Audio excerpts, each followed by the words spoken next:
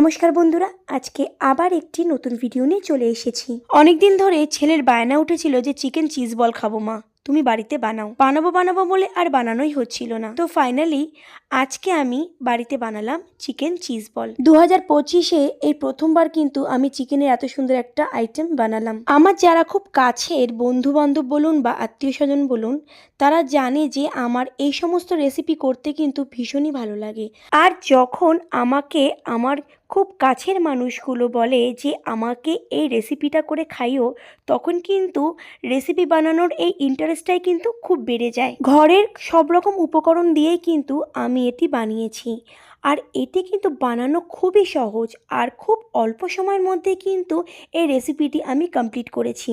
এই chicken cheese বলগুলো বানিয়েও কিন্তু আপনি আপনার ফ্রিজে স্টোর করে রাখতে পারেন। আমি কিন্তু তাই রেখেছিলাম। আর কোনো অতিথি এলে পরে সহজেই আপনি ফ্রিজ থেকে বার করে এটিকে ভেজে আপনি যদি পরিবেশন করুন, তারাও কিন্তু খেয়ে খুবই মজা পাবে। কি কি উপকরণ দিয়ে করেছি এবং কিভাবে করেছি তা কিন্তু একটি ভিডিওর মাধ্যমে আপনাদেরকে আমি দেখালাম।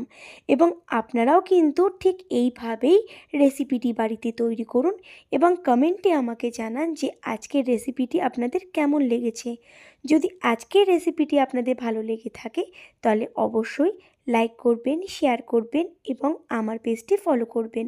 তো আজকের মতন ভিডিওটা আমি এখানেই এন্ড করছি। দেখা হচ্ছে আপনাদের সঙ্গে আরেকটি নতুন কোনো ভিডিওতে। তো ততক্ষণের জন্য টাটা।